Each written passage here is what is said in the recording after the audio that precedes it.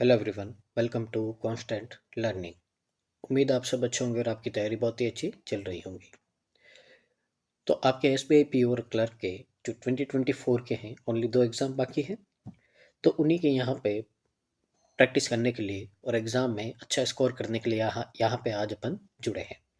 तो आज के सेशन में जो एरर की चेकलिस्ट नंबर 12 है, उसका यहाँ पे डिस्कशन करेंगे, जो रूल्स को रिवाइज करेंगे और बहुत कुछ यहाँ पे नया सीखने की कोशिश करेंगे। तो इससे पहले अगर आपने जो इसकी 11 चेकलिस्ट है आपने नहीं देखी है, उनको मिस किया है, तो डिस्क्रिप्शन में आपका लिंक है, वहाँ जाइए और उनको भी कंप्लीट कीजिए, क्योंकि उनमें बहुत ही अच्छा कंटेंट आपका प्री और मेंस का जो एरर के क्वेश्चन है वो हमने यहाँ पे डिस्कस किए हैं। साथ ही अगर आप चैनल पे पहली बार आए हैं तो चैनल को लाइक शेयर और सब्सक्राइब कर दीजिएगा, और साथ ही जितना पॉसिबल हो सके चैनल को, वीडियो को शेयर कीजिएगा, रिकमेंड कीजिएगा अपने फैमिली फ्रेंड ग्रुप में, जहां पॉसिबल हो सके वहां पे, ताकि इसका बेनिफिट है जो मैक्सिमम स्टूडेंट को मिल पाए। ये हमारा टेलीग्राम चैनल है, आप इसको ज्वाइन कर दीजिएगा। यहाँ पे बहुत सारी जो प्रैक्टिस पीडीएफ्स हैं यहाँ पे मैं शेयर करता हूँ, और जो क्लासेस के रिगार्डिंग आपके इन्फॉर्मेशन होते हैं वो शेयर करता हूँ। तो यहाँ से आपका कुछ भी मिस ना हो, तो इसको प्लीज़ जल्दी जल्दी ज्वाइन कर दीजिएगा। तो शुरू करते हैं आज का सेशन। तो आज के सेशन में आपके 20 यहाँ पे एरर के क्वेश्चन करेंगे। और देखिए यहाँ पे लिखा है लेवल मॉडरेट, यानी कि लेवल बहुत ही अच्छा है आपका। तो मॉडरेट का मतलब है कि आपके पीओ और क्लर्क दोनों में आने के चांसेस हैं, ठीक है ना। तो शुरू करते हैं आज के फर्स्ट क्वेश्चन से। तो क्वेश्चन नंबर फर्स्ट है, यहाँ पे रीड करते हैं और देखते हैं यहाँ पे क्या एरर है। आप वीडियो को पॉज कीजिए, पहले इसको रीड कीजिए और देखिए कि आपको कहाँ पे एरर लगता है, उसको मार्क कीजिए। उसके बाद में जब मैं आपको सॉल्यूशन बताऊं तो चेक कीजिए अपना, और मान लीजिए आपका रॉन्ग है तो उसको वहाँ पे जो भी इसका आंसर है, यानी कि जो एरर है, वो रूल वहाँ पे लिख दीजिएगा आप साइड में, और उसको रिवाइज कीजिएगा, ताकि आने वाले एग्जाम में कभी भी आपका वो क्वेश्चन उससे रिलेटेड क्वेश्चन है जो गलत ना हो। तो देखिए शुरू करते हैं आज के क्वेश्चन नंबर फर्स्ट से। They may possibly postpone their vacation after the news about the resurgence of कोविड-19 टुक ओवर द इंटरनेट। यानी कि यहाँ पे बोला गया है कि ऐसा संभव है कि वे अपना जो वैकेशन है उसको पोस्टपोन कर देंगे, क्योंकि यहाँ पे क्या हुआ है, क्योंकि जो कोविड-19 है वो एक बार फिर से री री अश्योर, ठीक है ना। रिसर्जेंस का मतलब क्या होता है, यहाँ पे फिर से उठ के आना। तो पहले चला गया था, अब फिर से है जो वापस है जो आ रहा है। तो इसकी है जो खबर इंटरनेट पे आपकी फैल गई है, इसके लिए बोला है। तो यहाँ पे सबसे पहले अपन देखते हैं कि देखिए आपके दो यहाँ पे मॉडल वर्ब होते हैं, एक तो होता है आपका मे और एक होता है आपका माइट। अब ये जो दोनों आपके मॉडल वर्ब है, ये यूज किए जाते हैं आपके पॉसिबिलिटी को शो करने के लिए। तो कहीं पे भी आपकी पॉसिबिलिटी, ठीक है ना, शो होती है, तो वहां पे अपन क्या करते हैं, मे या माइट, यानी कि संभावना, कोई काम की संभावना होती है, आपको लग रहा है, तो वहां पे आप मे या माइट लगाते हो। जब इन दोनों मॉडल वर्ब में पहले ही आपकी पॉसिबिलिटी है, तो कभी भी इन मॉडल वर्ब के साथ में आपका कभी भी पॉसिबल, पॉसिबली या फिर लाइकली, ये वर्ड आपके इनके साथ में कभी भी यहाँ पे नहीं आएंगे, सुपरफ्लुअस हो जाएगा, क्योंकि इनका मतलब ही इनके मतलब में ही है जो ये वर्ड छुपे हुए हैं। तो इनके साथ में ये लगाओगे सुपरफ्लुअस हो जाएगा। तो यहाँ से अपन ने सीखा है कि जो मे और माइट है उनके सामने साथ में कभी भी पॉसिबली, लाइकली, इस तरह के पॉसिबिलिटी के वर्ड नहीं आते हैं। तो यहाँ से आपको ये क्या करना पड़ेगा, रिमूव करना पड़ेगा यहाँ से। तो पहले क्वेश्चन में एरर किस में है, ऑप्शन नंबर ए में है। तो उम्मीद है आपको यहाँ पे समझ में आया होगा।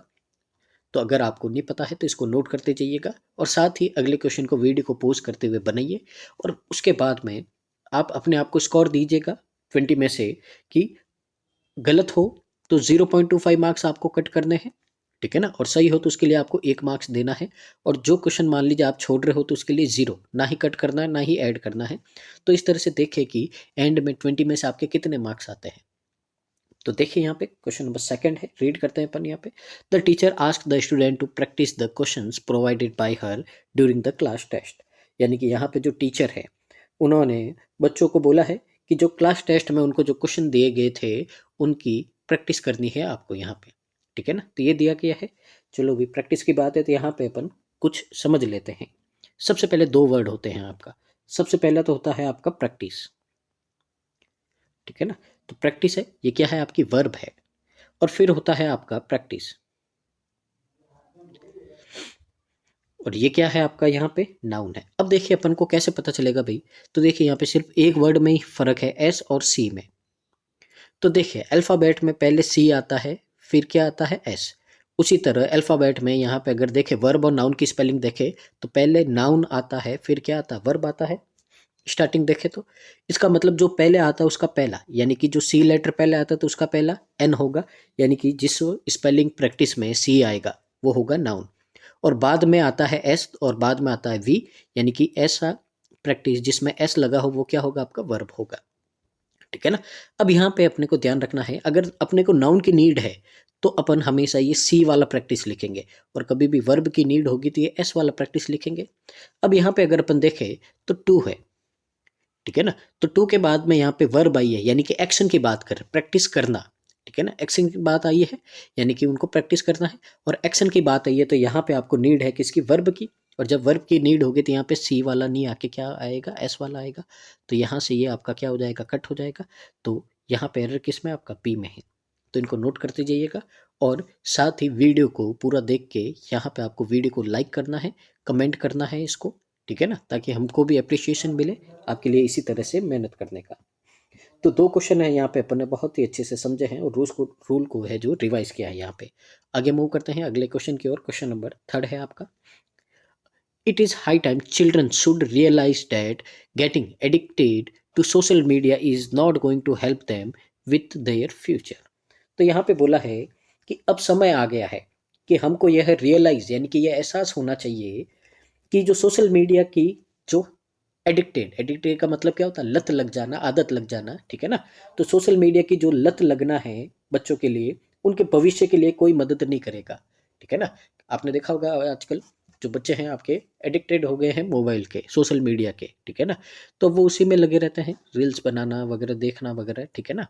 तो इसमें वो क्या कर रहे हैं, खेलना पढ़ना लिखना दूसरों लोगों के साथ इंटरेक्ट होना वो सारा भूल गए हैं। तो उनके फ्यूचर के लिए है जो ये बहुत बुरी बात है, यहाँ पे ये बात आपको भूल गई है, ठीक है ना।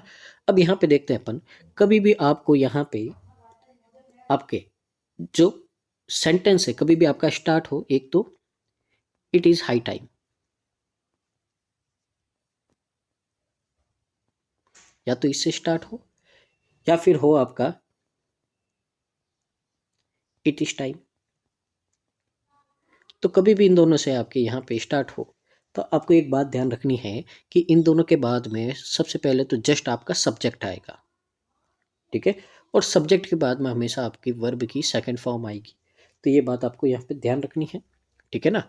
तो यहाँ पे देखिए it is high time, children आया यानी कि सब्जेक्ट तो है अपने पास में, लेकिन वर्ब की सेकंड फॉर्म होनी चाहिए, यहाँ पे शुड रियलाइज है, ठीक है ना, मॉडल वर्ब प्लस V1 है। पर अपने को ये नहीं चाहिए, अपने को क्या चाहिए वर्ब की सेकंड फॉर्म चाहिए, तो शुड रियलाइज की जगह अपने को यहाँ पे रियलाइज्ड करना है। यहाँ पे क्या करना है आपको रियलाइज करना है।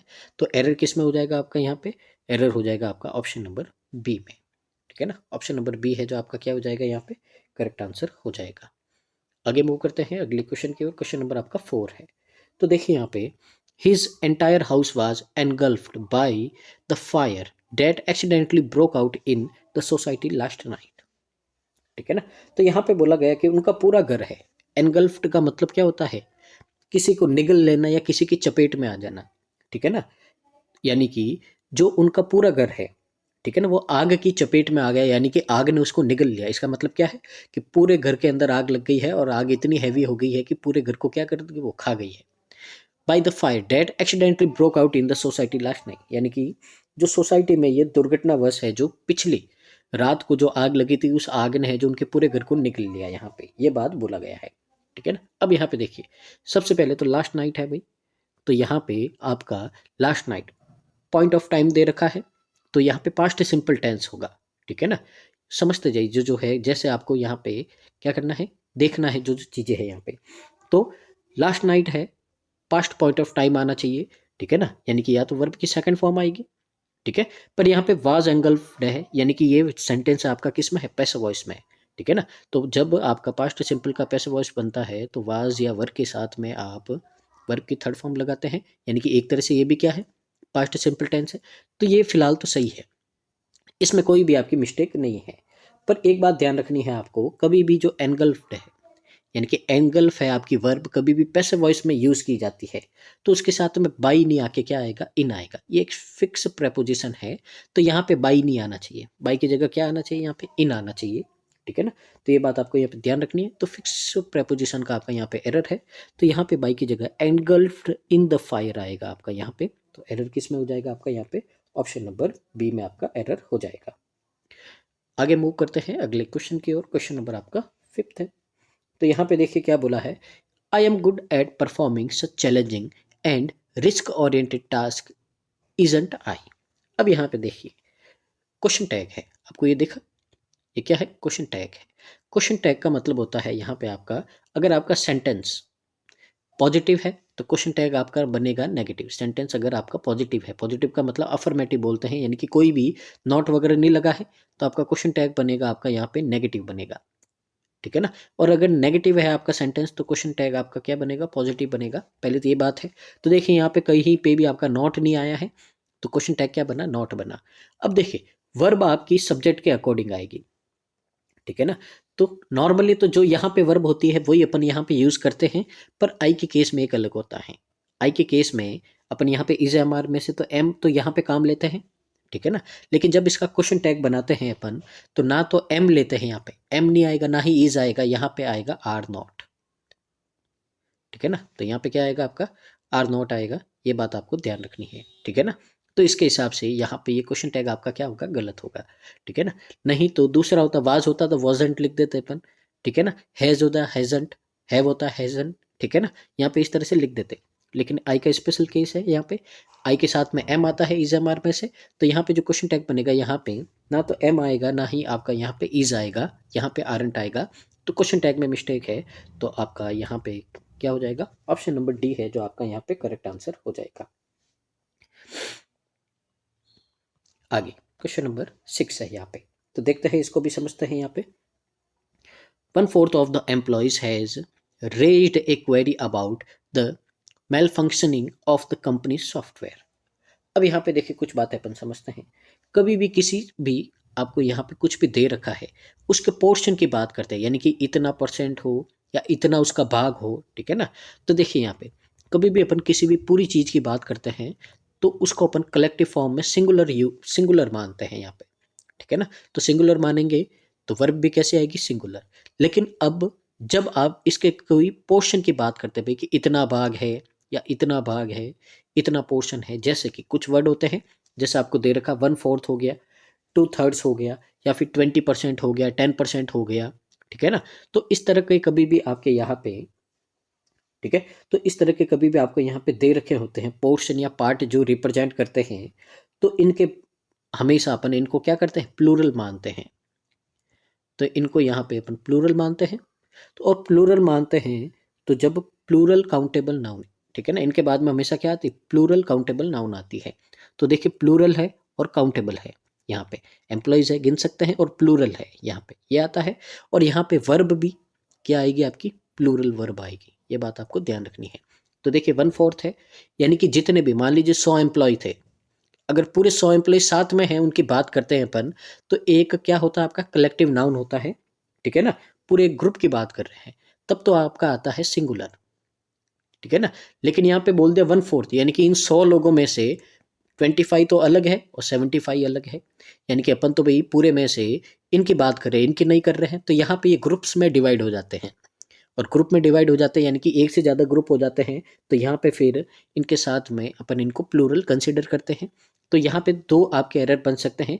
पहले तो इनके बाद में हमेशा आपका प्लूरल काउंटेबल नाउन आना चाहिए, और वर्ब हमेशा क्या आनी चाहिए आपकी, प्लूरल आनी चाहिए। तो हैज़ की जगह यहाँ पे क्या आएगा आपका, हैव आएगा यहाँ पे। ये बात आपको ध्यान रखनी है। तो यहाँ पे एरर किस में होगा आपका, बी में होगा, और यही आपका क्या हो जाएगा, करेक्ट आंसर हो जाएगा। तो वीडियो को पूरा देखना है और आपको कमेंट करना है कि यहाँ पे जो मैं आपको एक्सप्लेन कर रहा हूँ आपको समझ में आ रहा है या नहीं आ रहा है। तो आगे मूव करते हैं अगले क्वेश्चन की ओर। क्वेश्चन नंबर आपका 7 है, तो देखते हैं और समझते हैं यहाँ पे भी। Being a dicey situation the board of director could not finalise the deal with the investor. तो यहाँ पे देखिए, अगर यहाँ पे अपन बात करें, पहले तो इसका मतलब समझ लेते हैं कि डैसी सिचुएशन का मतलब क्या होता है, एक ऐसी सिचुएशन जो क्या है, जोखिम से भरी है, ठीक है ना, यानी कि बहुत ही एक बुरी स्थिति होती है, बहुत ही बुरी आपकी सिचुएशन होती है, उसको बोलते हैं डैसी सिचुएशन। तो यहाँ पे आपको बोला है कि बीइंग ए डैसी सिचुएशन, यानी कि एक जोखिम भरी स्थिति होने के कारण जो बोर्ड ऑफ डायरेक्टर्स है, उन्होंने जो इन्वेस्टर्स है, ठीक है ना, उनके साथ में यहाँ पे जो डील है उसको फाइनलाइज नहीं करने का यहाँ पे क्या क्या है, फाइनलाइज नहीं करने का यहाँ पे डिसीजन लिया है, ये बात आपको यहाँ पे बोली गई है। अब यहाँ पे अपन कुछ बातें समझते हैं। देखिए यहाँ पे ये डैसी सिचुएशन है, ठीक है ना, ये अलग है, और जो बोर्ड ऑफ डायरेक्टर्स है ये अलग है। अब यहाँ पे ये डैसी सिचुएशन, इसका सब्जेक्ट क्या है, ठीक है ना, अगर यहाँ पे इसकी सब्जेक्ट की बात करें तो यहाँ पे तो इसका कोई सब्जेक्ट ही नहीं है, तो अगर इसके हिसाब से देखें तो इसका सब्जेक्ट यहाँ पे क्या हो जाएगा, बोर्ड ऑफ डायरेक्टर्स हो जाएगा, पर इसका सब्जेक्ट ये नहीं है। तो इसी गलती को सुधारने के लिए अपन यहाँ पे इसके आगे क्या करते हैं, यहाँ पे इट लगाते हैं, तो it is being a dicey situation, इस तरह से यहाँ पे करेक्ट करते हैं। तो उसका इसका जो सब्जेक्ट है वो फिर कन्वर्ट हो जाएगा आपका किस में, इट में, ठीक है ना। तो इसके लिए यहाँ पे ये बोर्ड ऑफ डायरेक्टर इसका सब्जेक्ट नहीं है, तो इसके लिए यहाँ पे इसके आगे अपने को क्या करना पड़ेगा, इट यूज करना पड़ेगा, नहीं तो इसका सब्जेक्ट हो जाएगा द बोर्ड ऑफ डायरेक्टर्स, जो इसका सब्जेक्ट नहीं है। तो इसी मिस्टेक को सुधारने के लिए इसके आगे अपन क्या लगाएंगे, इट लगाएंगे। तो इसके लिए यहाँ पे आपका जो एरर है किस में हो जाएगा, आपका ए में हो जाएगा, ठीक है ना। तो ये बात आपको समझनी है, ठीक है ना। तो यहाँ से ये हो गया आपकी क्वेश्चन नंबर 7। आगे मूव करते हैं अपन क्वेश्चन नंबर 8 की ओर। The company has incurred major losses because the Committee of Finance is divided over the issue of investment. तो देखिए यहाँ पे बोला है कि कंपनी को बहुत ज़्यादा क्या हुआ है, यहाँ पे लॉस हुआ है, उसके कारण जो कमिटी है फाइनेंस की वो डिवाइड हो गई है इशू पे, इन्वेस्टमेंट के इशू पे है, जो वो क्या हो गई, डिवाइड हो गई, यानी कि उन्होंने क्या कर दिया, यहाँ पे सबका अलग अलग ओपिनियन, कोई बोल रहा है इन्वेस्ट करो, कोई बोल रहा है नहीं करेंगे, क्योंकि यहाँ पे कंपनी को बहुत ज़्यादा क्या हुआ है, लॉस हुआ है, ठीक है ना। अब यहाँ पे अपन देखते हैं कुछ बातें। सबसे पहले देखिए द कमिटी। अब कमिटी क्या होता है आपका यहाँ पे, अब यहाँ पे जो कमिटी होता है ये एक लोगों का ग्रुप होता है, बहुत सारे लोग होते हैं, और जो एक कलेक्टिव यानी कि एक साथ में यहाँ पे आके एक टास्क परफॉर्म करते हैं। तो जो कमिटी होता है इसको अपन यहाँ पे एक कलेक्टिव नाउन काउंट करते हैं।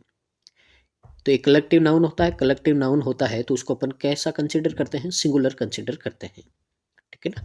लेकिन यहाँ पे अगर ये कमिटी में सारे लोग एक साथ में एक मिलके एक जैसे ओपिनियन से काम करते हैं तभी ये कलेक्टिव होता है, यानी कि साथ में मिलके काम करते हैं। लेकिन जब इनके ओपिनियन में क्या हो जाता है, यहाँ पे जब ये अपने अपने ओपिनियन को डिवाइड कर देते हैं, यानी कि कुछ तो बोलेंगे यस, कुछ बोलेंगे नो, तो इस तरह से जब इनके यहाँ पे जो ओपिनियन है उनमें डिवीजन हो जाएगा, तो यहाँ से फिर ये दो ग्रुप में बढ़ जाएंगे, एक तो यस वाले, एक नो वाले। तो जब ये एक से अलग अलग हो जाएंगे, यहाँ पे अलग अलग ग्रुप में बढ़ जाएंगे यहाँ पे लोग, तब तो वो कलेक्टिव नहीं रहेगा आपका। तो कलेक्टिव नहीं रहेगा तो एक से ज़्यादा यहाँ पे ग्रुप बन जाएंगे, तब ये आपका इसको अपन क्या करेंगे, प्लूरल काउंट करेंगे, जैसा अभी अपन ने पीछे पढ़ा था। और ये क्वेश्चन आपका बहुत ज़्यादा आता है, जो जूरी वाला क्वेश्चन होता है आपका, यानी कि जो जूरी की बेंच है वो आपका अगर सारे मिलके अगर एक ही ओपिनियन पे सहमति देते हैं तो इसको अपन सिंगुलर काउंट करते हैं, बहुत ज़्यादा क्वेश्चन आता है।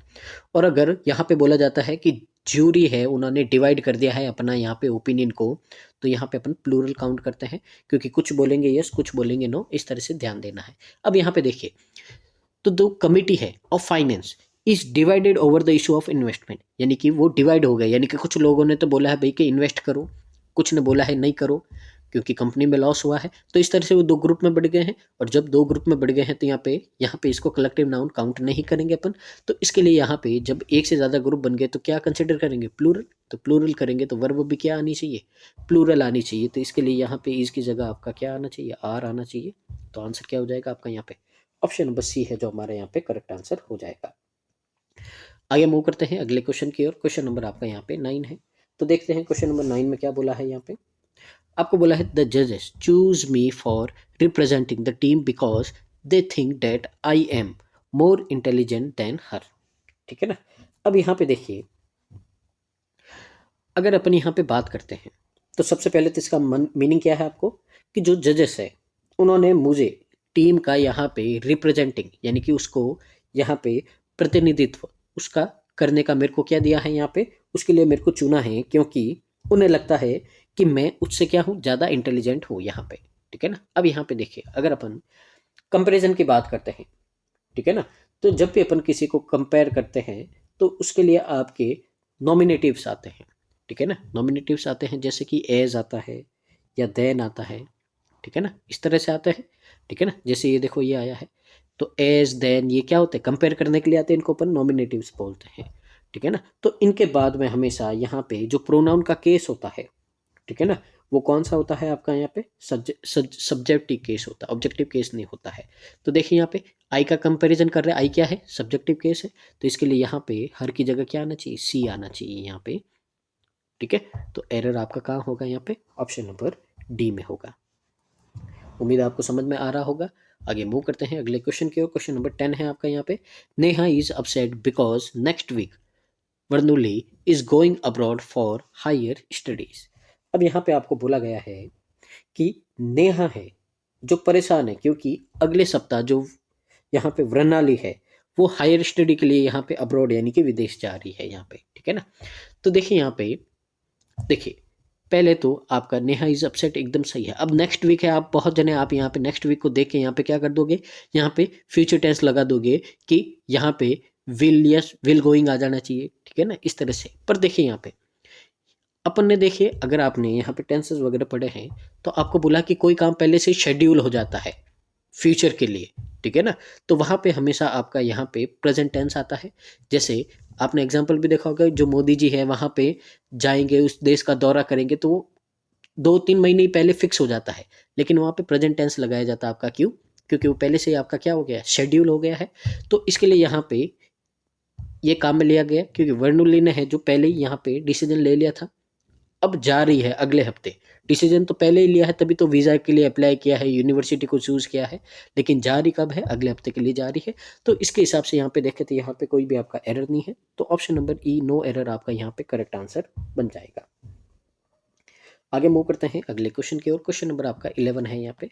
तो देखिए 11 में क्या बोला है आपको यहाँ पे, Rohit is the same boy who lead the protest against racial discrimination with in the college campus.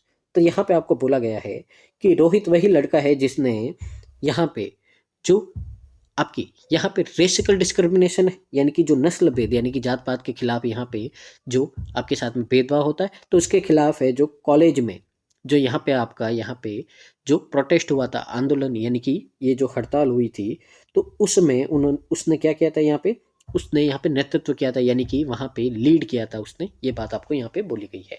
अब यहाँ पे देखिए, ठीक है ना, जब भी यहाँ पे आपको कोई डेफिनेट वर्ब दे रखी हो और उसके साथ में आपको द सेम आ जाए, ठीक है ना, द सेम प्लस नाउन आ जाए आपको, तो देखिए द सेम है और साथ में नाउन क्या है, बॉय, तो कभी भी ये कंडीशन बनती है द सेम प्लस नाउन, तो उसके बाद में हमेशा जो आपका रिलेटिव प्रोनाउन आता है वो आता है आपका डेट, डेट आता है, ना कि हु आता है। तो यहाँ पे हु नहीं आके क्या आएगा, डेट आएगा, ठीक है ना।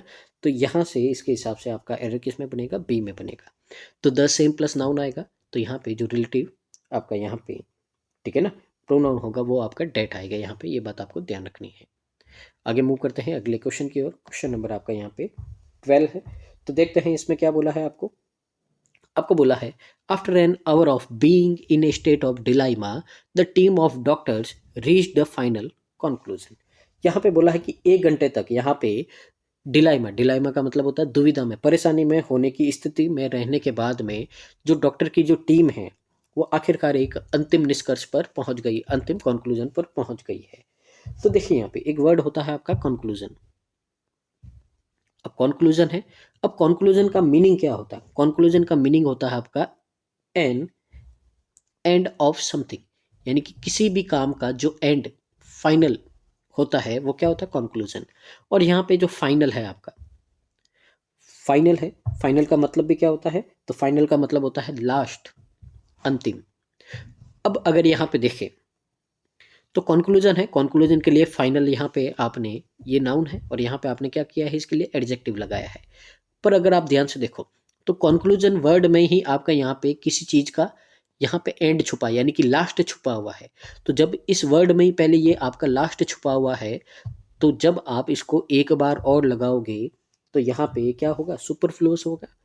जो अपने को यहाँ पे नहीं करना है। तो इसके लिए कंक्लूजन के साथ में कभी भी आपको फाइनल नहीं लगाना, क्योंकि कंक्लूजन अपने आप में ही क्या होता है, फाइनल होता है। तो यहाँ पे द कंक्लूजन आएगा, फाइनल नहीं आएगा। तो इसके हिसाब से आपका एरर किस में बनेगा, ऑप्शन नंबर डी में आपका यहाँ पे एरर बन जाएगा। आगे मूव करते हैं अगले क्वेश्चन की ओर। क्वेश्चन नंबर आपका 13 है। A little juice I served for him was spilled on the floor by the naughty kids। तो यहाँ पे बोला है कि मैंने जो थोड़ा सा भी जो जूस बचाया था, जो उन शरारती बच्चों के द्वारा यहाँ पे फ्लोर पे गिरा दिया गया है। ठीक है ना। अब यहाँ पे अपन देखते हैं, देखिए आपकी दो चीज़ें होती है। सबसे पहले तो होता है आपका यहाँ पे फ्यू और लिटिल। अब देखिए इनके सब यूजेस सेम है।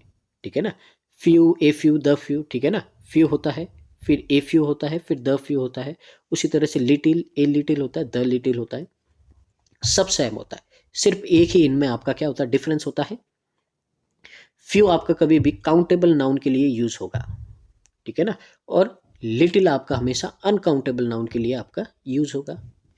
बाकी फ्यू लिटिल के सेम है, ए फ्यू ए लिटिल के सेम है, और द फ्यू द लिटिल के यहाँ पे सेम है सब कुछ। पहले बात तो ये आ गई अपने को समझ में। अब जूस है, अनकाउंटेबल नाउन है आपका, तो अनकाउंटेबल नाउन है, उसके साथ में लिटिल यूज करते हैं अपन, ये भी सही है आपका। ठीक है ना, तो यहाँ पे सिर्फ मैंने आपको दोनों में डिफरेंस बताया है। अब देखिए जो लिटिल तो सही है। अब यहाँ पे देखिए, अगर अपन फ्यू या लिटिल की बात करते हैं, ओनली फ्यू या लिटिल की, आगे कुछ नहीं लगा है, तो ये एक तरह से इसका मतलब होता है बहुत ही कम, न के बराबर। एक तरह से इसका सेंस आता है नेगेटिव। ठीक है ना, फिर आता है आपका ए फ्यू या ए लिटिल, तो इसका मतलब होता है यहाँ पे, इसका मतलब होता है कि न के बराबर, कम। ठीक है ना, इसका मतलब भी क्या होता है, कम ही होता है, लेकिन ये नेगेटिव को रिप्रेजेंट नहीं करता है। लेकिन यहाँ पे जैसे एकदम कम है आपके पास में, कोई भी चीज़ आपको चाहिए, जितनी नीड है उससे बहुत ज़्यादा कम है। और द लिटिल या द फ्यू का मतलब होता है यहाँ पे कि जितना भी है मेरे पास में।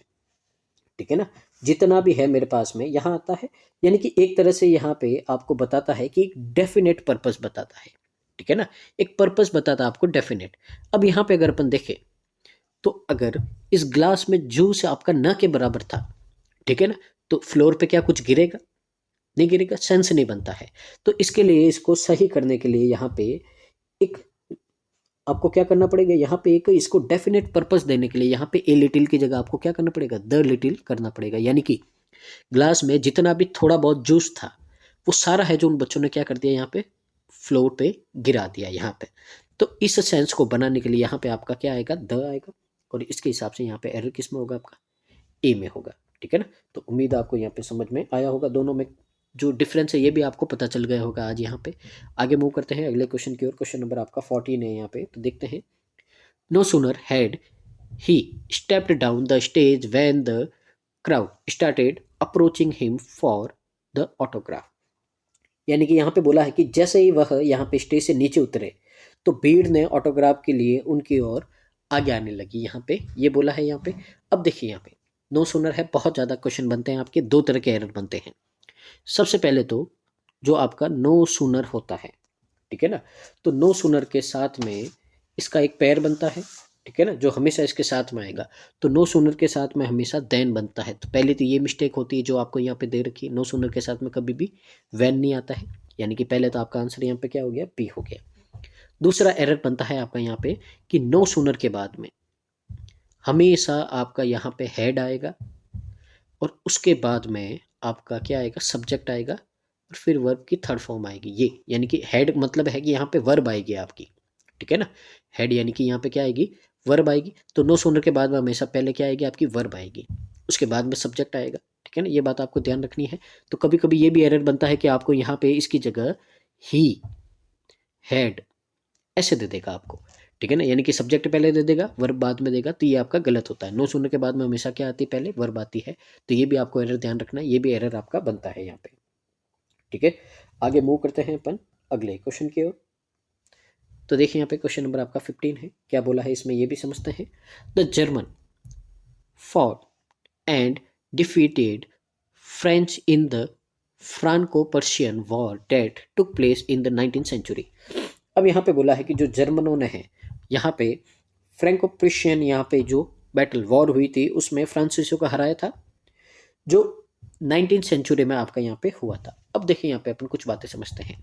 देखिए यहाँ पे आपके लिखा हुआ द जर्मन्स, यानी कि जो जर्मन है, ठीक है ना, जो जर्मन है आपका यहाँ पे, उसकी नेशनलिटी को रिप्रेजेंट करता है, इसके लिए आगे क्या लगाया है, द लगाया है, ठीक है ना। तो यानी कि अपने को पता चल गया द जर्मन का मतलब क्या है भाई, जर्मनी के लोग हैं, यहाँ पे नेशनलिटी को रिप्रेजेंट करता है। तो जब यहाँ पे द जर्मन्स है तो यहाँ पे ओनली फ्रेंच क्यों लिखा है, ये भी भाई नेशनलिटी को रिप्रेजेंट करता है ना, कि आपने फ्रांस के लोगों को हराया है। तो इसके लिए यहाँ पे भी क्या आना चाहिए भाई, द फ्रेंच आना चाहिए, क्योंकि यहाँ पे भी आपकी नेशनलिटी को रिप्रेजेंट करता है, देश को रिप्रेजेंट करता है, तो द फ्रेंच आना चाहिए। इसके लिए एरर कहाँ है आपका, यहाँ पे एरर है आपका ऑप्शन नंबर बी में। आगे मूव करते हैं अगले क्वेश्चन की ओर। क्वेश्चन नंबर आपका यहाँ पे 16 है। तो देखिए यहाँ पे क्या बोला है, the latest report suggest that one should not step out in the sun between 2 PM to 4 PM due to the presence of strong heat waves. यानी कि यहाँ पे बोला है कि जो अभी नई नई लेटेस्ट रिपोर्ट आई है वो आपको सजेस्ट करती है कि दोपहर को 2 बजे से 4 बजे के बीच में आपको धूप में बाहर नहीं निकलना है, क्योंकि तेज गर्मी की लहरों के कारण यहाँ पे आपकी क्या हो रही है भाई, तेज गर्मी की बहुत हीट वेव्स है जो चल रही है, ठीक है ना, उसके कारण आपको नहीं आना है। अब यहाँ पे अपन देखते हैं, देखिए कुछ कुछ पेयर बनता है आपके, जैसे फ्रॉम, ठीक है ना, तो फ्रॉम के साथ में हमेशा आपका टू आता है, कि फ्रॉम 1 PM to 2 PM, यानी कि 1 बजे से लगा के 2 बजे के बीच में, ठीक है ना, 1 बजे से लगा के 2 बजे तक, ठीक है ना। तो 1 बजे से लगा के 2 बजे तक होता है, तो फ्रॉम के साथ में आपका टू आता है। फिर आता है आपका बिटवीन, तो बिटवीन के साथ में हमेशा आपका एंड का पेयर बनता है, यानी कि जैसे लिखा हुआ है 2 PM एंड 4 PM, इसका मतलब है कि 2 बजे से 4 बजे के बीच में बोला है, यानी कि एक टाइम ड्यूरेशन है। तो टू तो आपको यहाँ पे डेफिनेट करता है कि 2 से 4 तक, लेकिन यहाँ पे बोला है आपको 2 बजे से 4 बजे के बीच में, ये टाइम पीरियड यानी कि 2 घंटों का टाइम पीरियड है, तो यहाँ पे टू नहीं आएगा। टू आता तो यहाँ पे क्या आता, आपका फ्रॉम आता, पर यहाँ पे बिटवीन है, इसके लिए यहाँ पे क्या आएगा, एंड आएगा। इसके लिए यहाँ पे आपका जो एरर है किस में बन जाएगा, सी में बन जाएगा, ठीक है ना। तो देखिए छोटी छोटी बातें हैं, और यही है जो आपके एग्जाम में बहुत ज़्यादा क्वेश्चन बनते हैं, बार बार रिपीट होते हैं। तो इन्हीं को आपको बार बार वीडियो को देखना और इनको रिवाइज करते हुए जाना है आपको टाइम टू टाइम, क्योंकि प्री में आपके 5 नंबर पक्के हैं और मेंस में भी आपके एरर आते हैं कम से कम 5 नंबर के, ये बात आपको ध्यान रखनी है। तो ये तो आपका 100% पैटर्न फिक्स है कि ये तो हर एग्जाम में आना ही है, ये कभी आपके मिस नहीं होते हैं, तो ये बात आपको ध्यान रखनी है। तो इनकी प्रैक्टिस तो आपको बार बार करनी है। She was born of Indian parents, yet she lived most of her life abroad and cherished the foreign values। अब यहाँ पे देखिए आपको बोला है कि उनका जन्म भारतीय माता पिता से हुआ, यानी कि उनके जो पेरेंट्स थे वो क्या थे, इंडियन थे, फिर भी उन्होंने अपना अधिकांश जीवन विदेश में बिताया, ठीक है ना। लेकिन पेरेंट्स तो इंडिया के थे, फिर भी उन्होंने अपना जो ज़्यादातर जो जीवन है अब्रॉड में बिताया है, और विदेशी मूल्य को संजोया, यानी कि जो कल्चर है वहाँ का अपनाया है, ठीक है ना। अब यहाँ पे अगर अपन देखें, ठीक है, तो यहाँ पे किसी तरह का आपका कोई एरर नहीं है, तो कोई एरर नहीं है, तो यहाँ पे जो ई वाला ऑप्शन था आपका नो एरर वाला, तो वही आपका क्या हो जाएगा, यहाँ पे करेक्ट आंसर हो जाएगा। यहाँ पे आगे मूव करते हैं अपन अगले क्वेश्चन की ओर। अगला क्वेश्चन आपका क्वेश्चन नंबर 18 है। तो यहाँ पे देखते हैं यहाँ पे क्या बोला है आपको, everybody was disappointed as they did not expect him to behave cowardly on the battlefield. यहाँ पे बोला है कि सभी लोग निराश थे यहाँ पे, क्योंकि उन्होंने उम्मीद नहीं की थी कि ये जो कायरतापूर्ण, जो इन्होंने, कावर्डली का मतलब क्या होता है, डरपोक, कायर, तो ये जो कायरतापूर्ण इन्होंने बिहेवियर करेगा युद्ध के मैदान में है, तो बैटलफील्ड में ये बहुत ही कावर्डली बिहेव करेगा, यहाँ पे ये आपको बात बोली गई है। अब यहाँ पे देखते हैं बिहेव, तो बिहेव है यहाँ पे क्या है, आपकी वर्ब है, ठीक है ना। तो बिहेव वर्ब है, तो वर्ब को डिफाइन करने के लिए, मॉडिफाई करने के लिए आपको क्या चाहिए भी, आपको चाहिए यहाँ पे एडवर्ब चाहिए, पर काउडली तो आपका क्या है, यहाँ पे एडजेक्टिव है, ठीक है ना। तो एडजेक्टिव तो आपको नाउन को डिफाइन करता है, पर अपने तो बिहेव वर्ब है, नाउन नहीं है, तो यहाँ पे अपने को एडजेक्टिव की नीड नहीं है। अपने को यहाँ पे क्या चाहिए, अपने को यहाँ पे एडवर्ब चाहिए। तो इसकी जगह, काउडली की जगह अपन यहाँ पे यूज करेंगे, वो है आपका इन ए कावर्डली मैनर। तो यहाँ पे him to behave in a cowardly manner, ये क्या है, आपका एडवर्ब के रूप में काम करेगा। तो इसके लिए यहाँ इसकी जगह क्या करेंगे अपन, यहाँ पे इन ए कावर्डली मैनर लगाएंगे। तो यहाँ पे आपका एरर किस में बन जाएगा, ऑप्शन नंबर सी में बन जाएगा।